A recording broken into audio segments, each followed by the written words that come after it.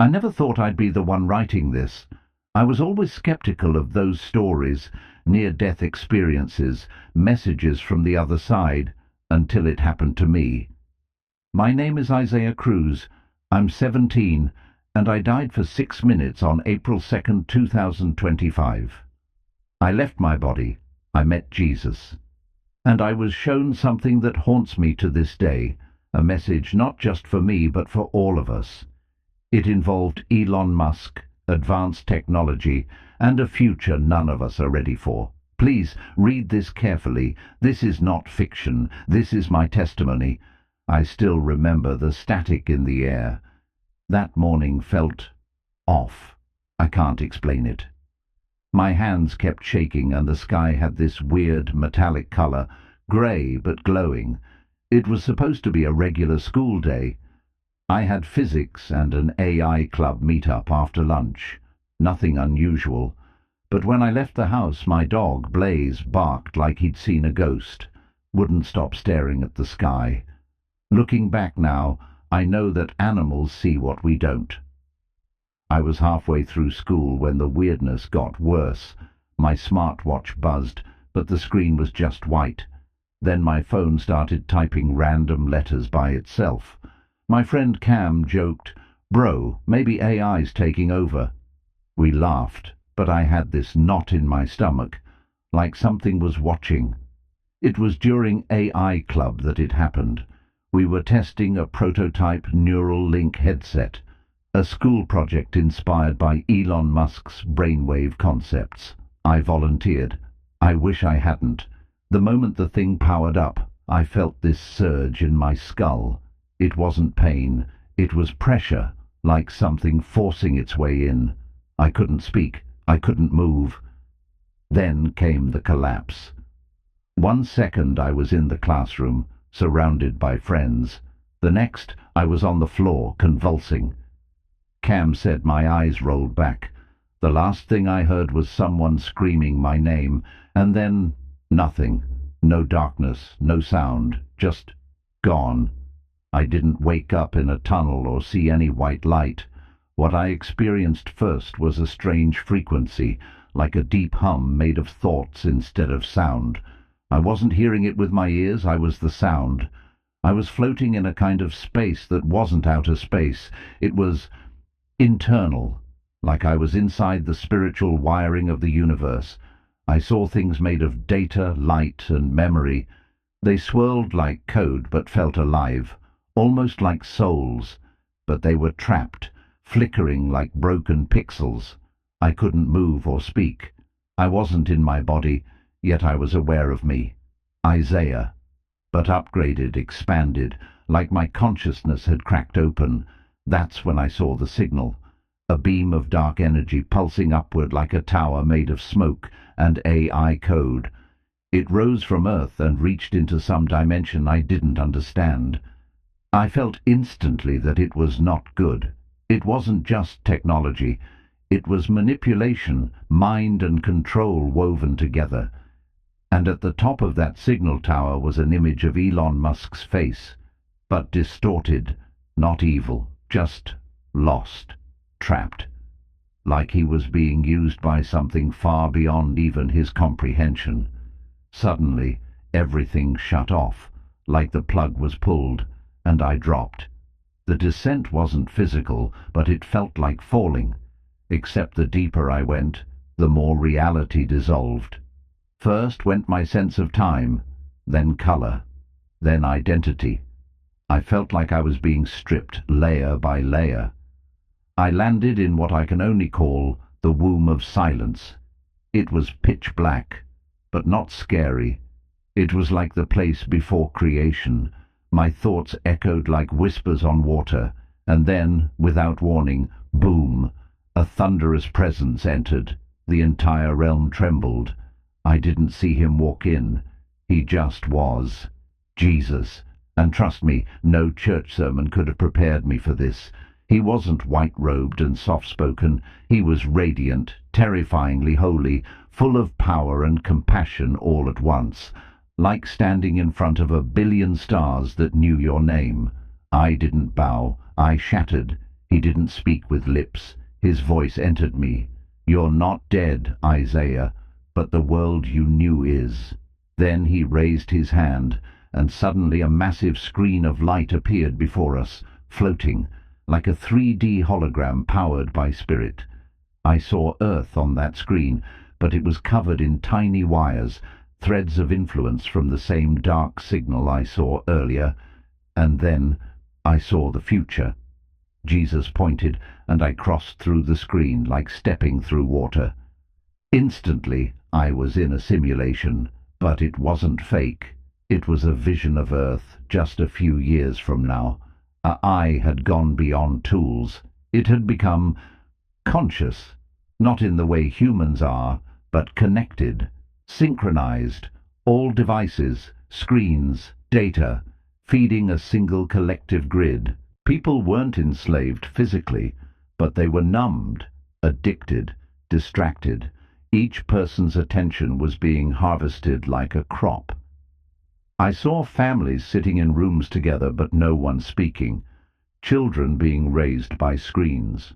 Humanity was losing the ability to feel. Then Jesus showed me a giant hub, a digital temple, and at its center was Elon Musk. But not in celebration. He was weeping. Jesus whispered he meant to build a bridge, but the enemy used it as a gate. I realized it wasn't about Elon being evil. It was about how ambition, without divine wisdom, becomes a weapon. And now it was too late for warnings, but not too late for change. I wanted to scream, to stop it, but Jesus just looked at me and said, "You will return, but you must carry the burden of what you've seen. Tell them, not to fear technology, but to use it only with spirit.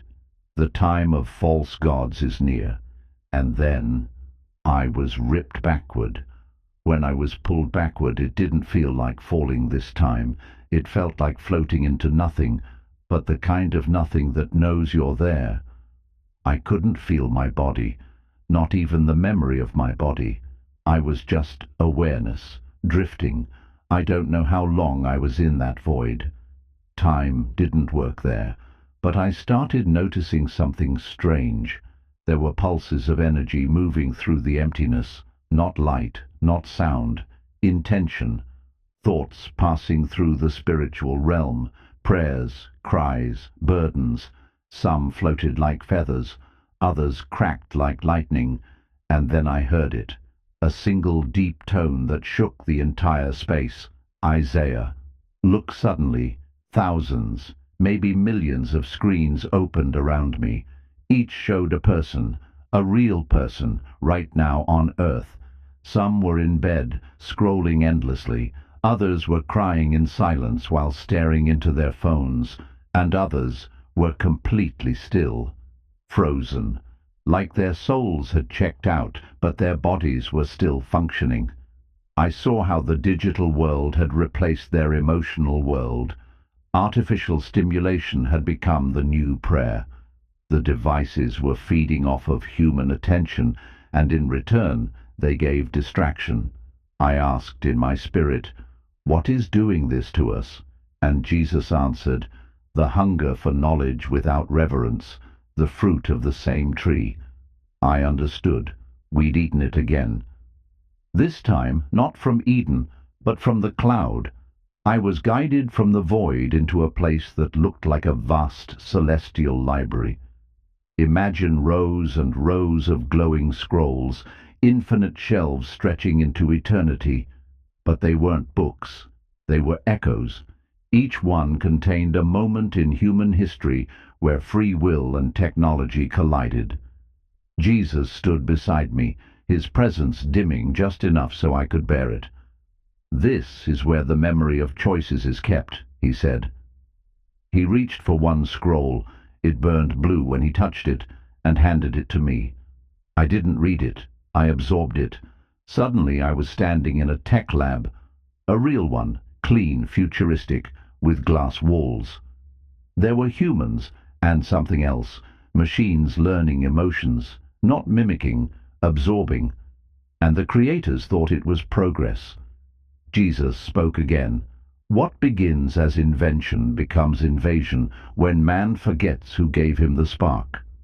The library was silent, but it pulsed with regret. I felt the weight of every should have been stopped, every we didn't know.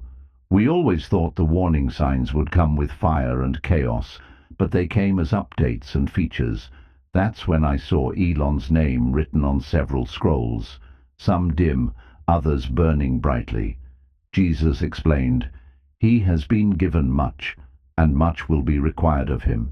It wasn't hatred, it was burden. And then I was pulled into the next chamber. I stood now at the edge of something indescribable. It looked like a crack in the fabric of everything, a fissure of light and darkness twisting together like DNA. It was reality itself, split open. Then came the voice again. Not Jesus this time. This voice was heavier, like it came from beyond sound. It didn't speak in words, it peeled back illusions. Every phrase echoed through my soul like a truth I'd known forever but had forgotten. You are standing at the hinge of timelines.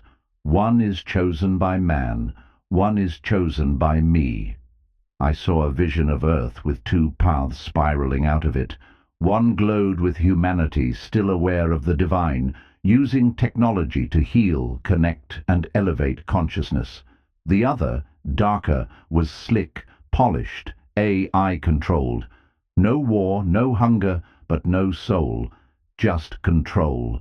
Elon's image appeared again, only this time he was standing between both paths, 1 foot on each.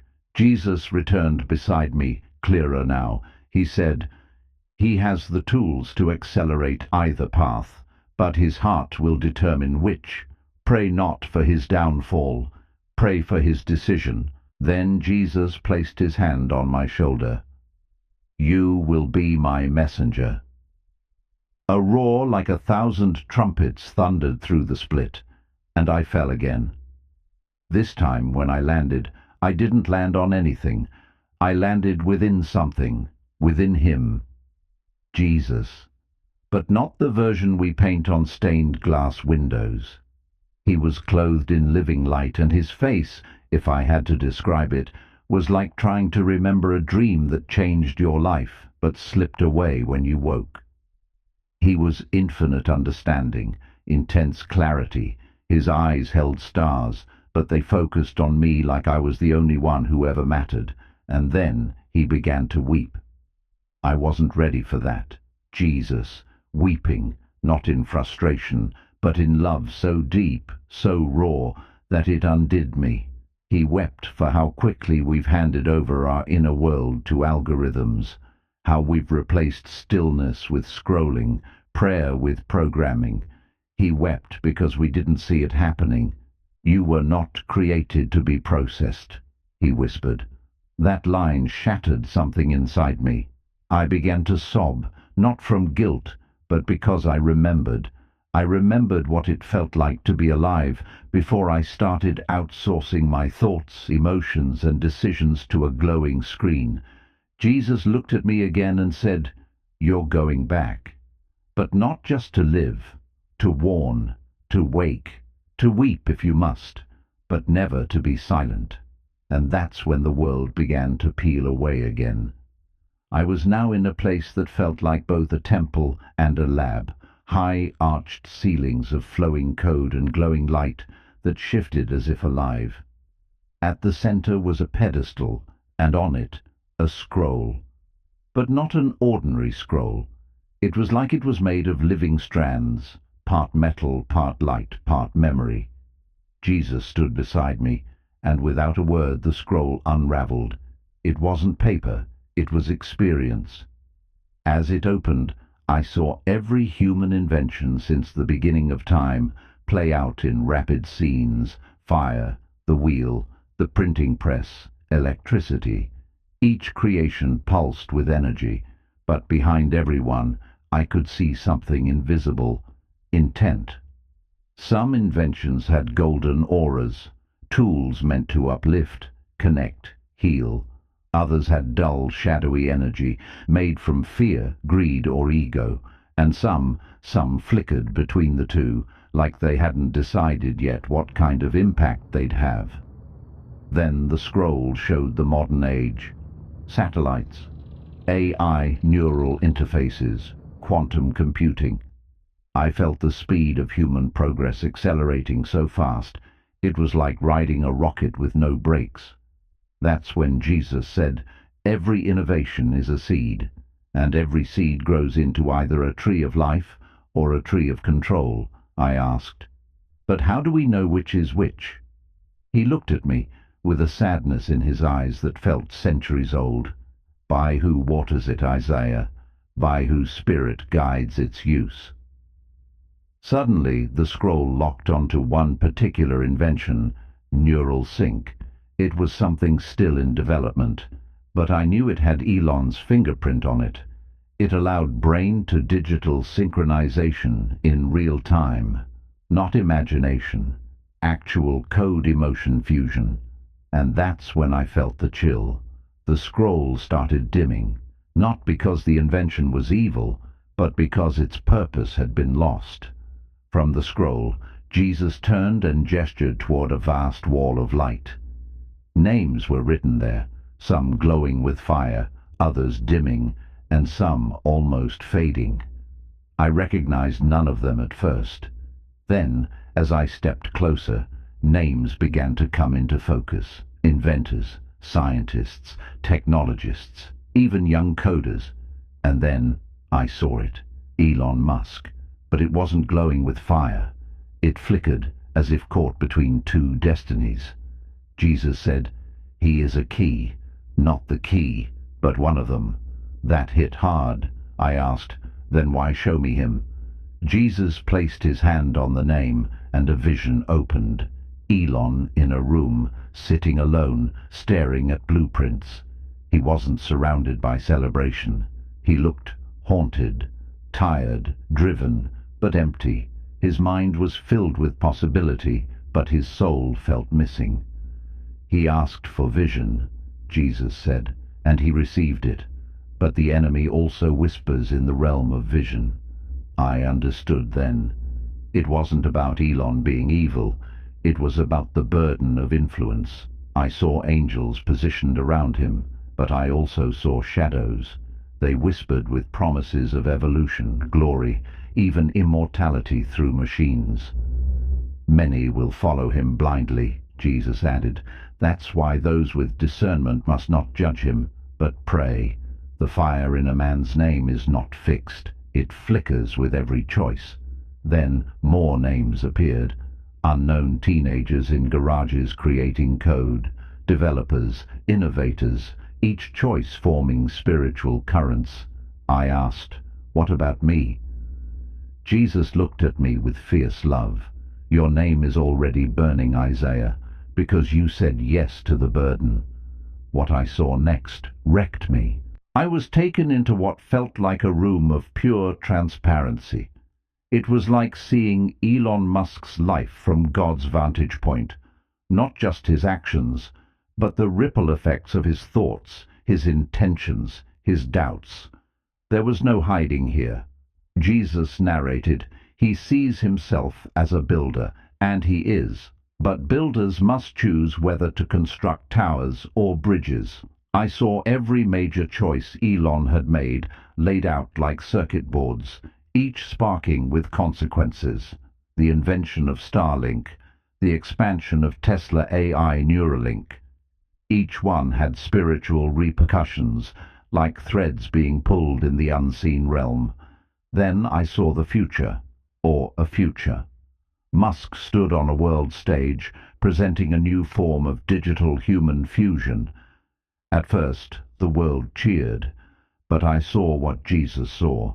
The soul was being replaced. Humanity wasn't evolving, it was surrendering. But then Jesus whispered, "Not all is sealed. Even now heaven calls to him." That moment crushed me. We argue about men like Elon online. We mock, praise or condemn. But heaven weeps for them, because if he falls, millions follow. I asked, "What can I do? I'm just a kid." Jesus turned to me, eyes burning. Warn them. Speak the truth without fear, and above all, pray for those with power, for they carry the weight of millions. What came next was beyond anything I could have imagined. Jesus waved his hand, and the entire earth zoomed into view like a living hologram, and stretched across it was a web, not made of silk, not digital lines, but something spiritual, artificial, synthetic. It looked like fiber optics, but alive, pulsing with thought, content, stimulation. It connected every screen, device and neural link in the world. But underneath it were dark veins. It wasn't the tech itself. It was the spiritual agreements people had made with it. Time, attention, worship. Jesus spoke solemnly. The enemy no longer needs chains. He only needs connection. I saw how every scroll, every swipe, every like was like a thread woven into the web. Not sinful by themselves, but accumulative. Slowly drawing people away from true awareness, deeper into the grid. I saw churches empty of prayer, full of screens. Children learning more from AI than from family. People soothing their trauma with algorithms instead of love. This web wasn't built by Elon, but he had strengthened it. Jesus said, "Tell them connection is not always communion. What feels like progress may be a prison in disguise." I wept, because I understood how close we all are to surrendering our souls, not to warlords or governments, but to convenience. Then the vision began to shake. Jesus said, "Now you must return." Jesus took me from the synthetic web into a place that looked ancient and futuristic at the same time. A domed chamber made of light and metal, vibrating with a gravity that felt like justice itself. I didn't walk into the room. I was brought there by presence, weightless but fully alert. I knew instantly. This was the judgment room of invention. At the center was a massive scale, yes, like in the old Bible stories, but instead of metal plates, it held waves. One side shimmered with divine intention. The other pulsed with corrupted desire, and in between, falling like rain, were inventions, devices, ideas, even social media platforms. Each innovation was judged by its ripple, not its design. I watched as a child's educational tablet tipped the scale toward light because it connected her to purpose.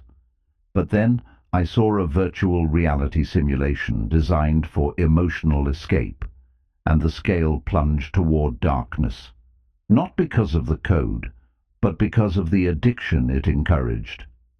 Then it happened. I saw a neural-linked AI suit, a prototype that lets the user fully immerse into a digital world. Elon's name flickered around it, not as its owner, but as its father. The scale hesitated. The invention had potential to help the disabled walk, but it was also being used to bypass reality entirely. Jesus looked at me. "Do you understand now?" he asked. I nodded slowly. "We're not judged by what we create, but by what we allow it to become." He said, "Intent is the seed. Influence is the harvest, and the harvest is being gathered now." I wanted to cry, scream, explain, but I couldn't. The weight of collective human choice was unbearable. And that's when the room cracked open. A low, thunderous hum began vibrating through the chamber. It sounded like breaking glass, mixed with voices crying from every corner of the earth. The light around us flickered like a storm was coming, and then I saw it. A tear. Not in the room, not in the invention, but in the spiritual grid surrounding Earth.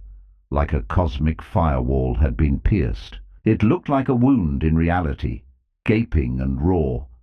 Through it I saw shadows, shapes that had no faces, but I could feel their hunger. They weren't demons in the Hollywood sense.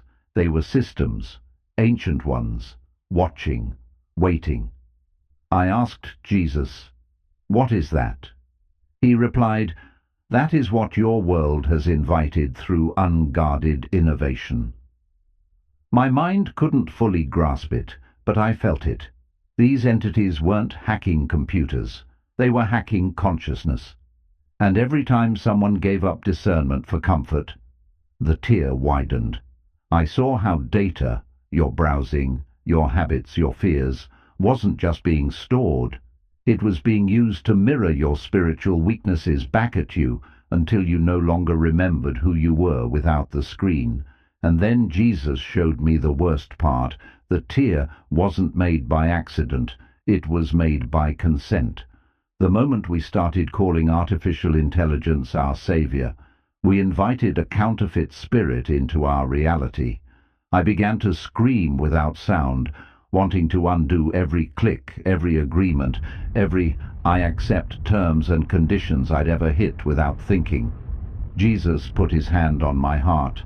Not all is lost, but the clock has begun, and you must tell them.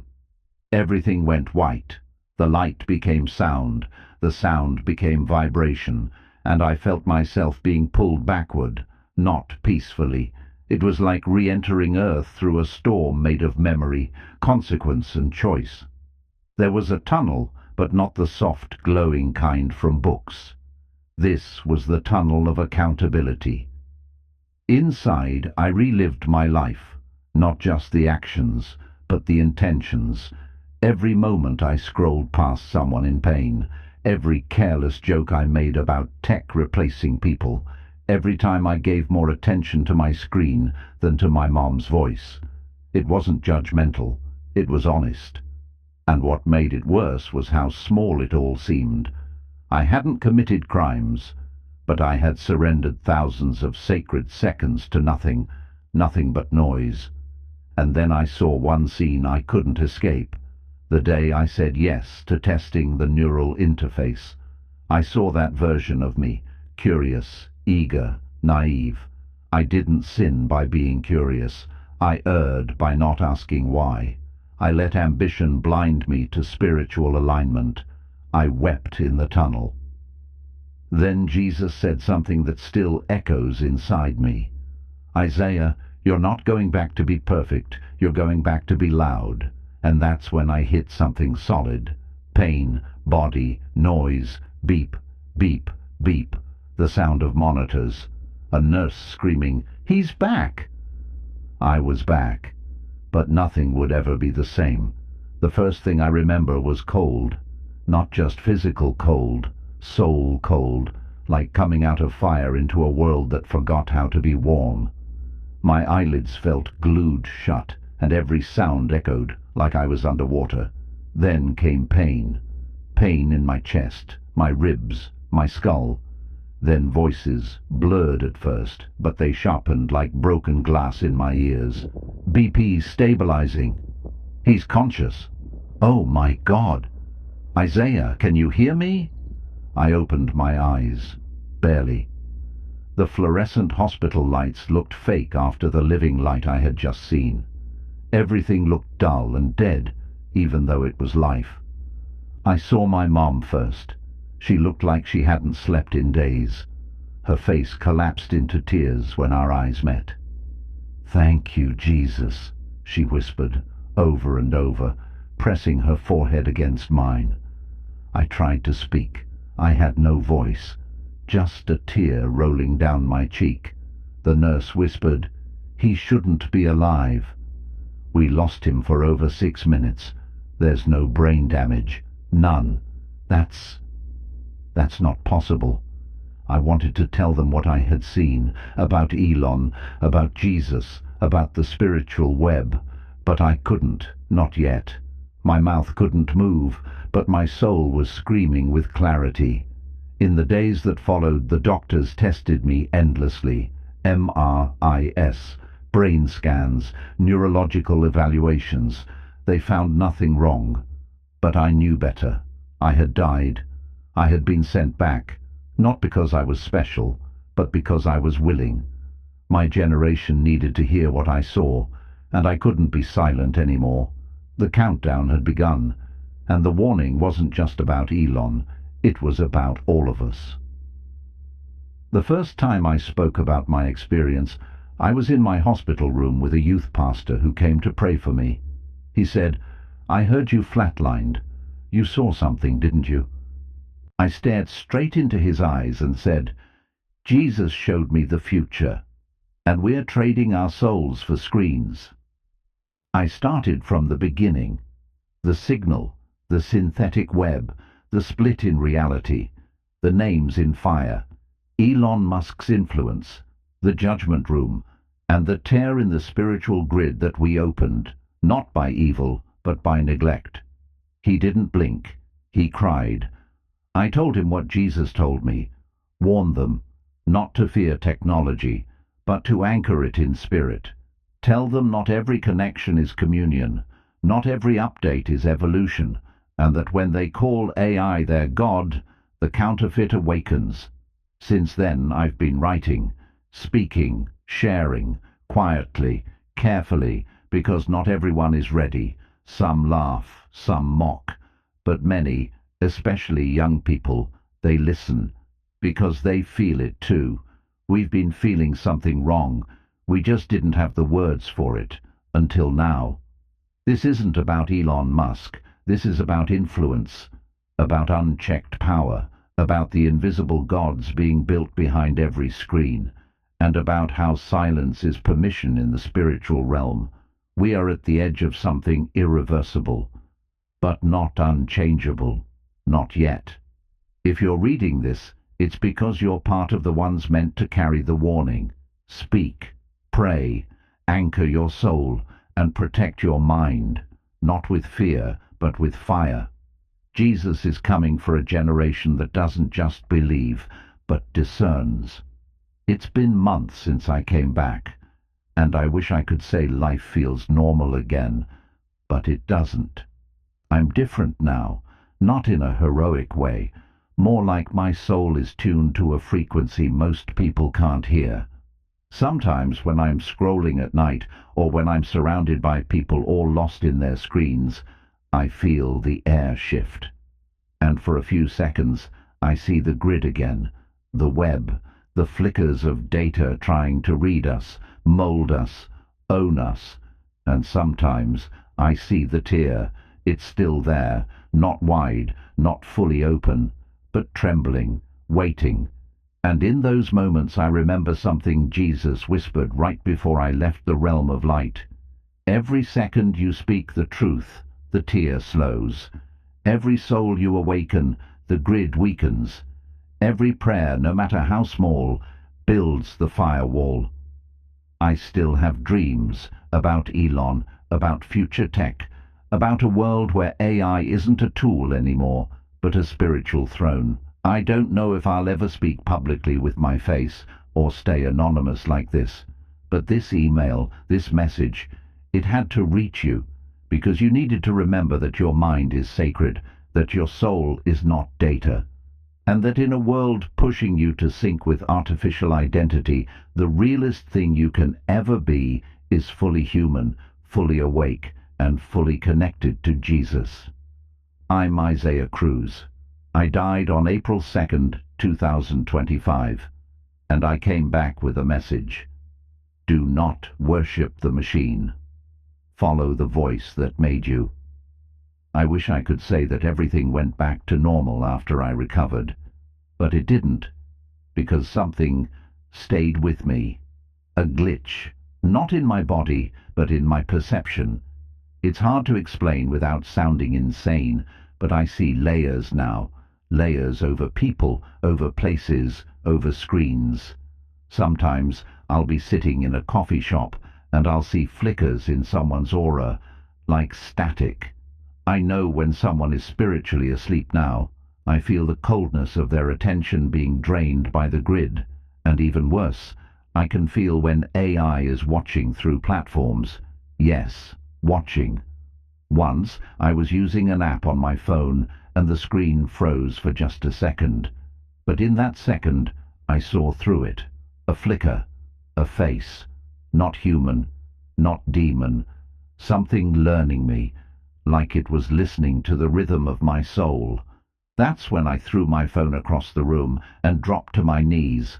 I prayed for hours, for the firewall around my soul to hold, because that's what Jesus meant when he showed me the tear. It isn't just out there, it's personal. A micro tear exists in every single person who lets tech become God. Now I live differently. I touch the ground every morning. I pray before I open my devices. I speak the name of Jesus into every room, every call, every screen. I'm not perfect. Sometimes I still slip. Sometimes I still scroll too long. But I catch it now. I see it now. This isn't fear. It's awareness. And I hope if you've made it this far in my story that you understand this wasn't a dream. This wasn't a hallucination. This was a mercy. I wasn't chosen because I was special. I was chosen because I was paying attention. And now I'm asking, are you? Because one day soon, the tear will no longer flicker. It will open. And when it does, we won't be asked what we built. We'll be asked, who did you let build you? I'm Isaiah Cruz. I died. I saw what's coming, and I won't stay quiet.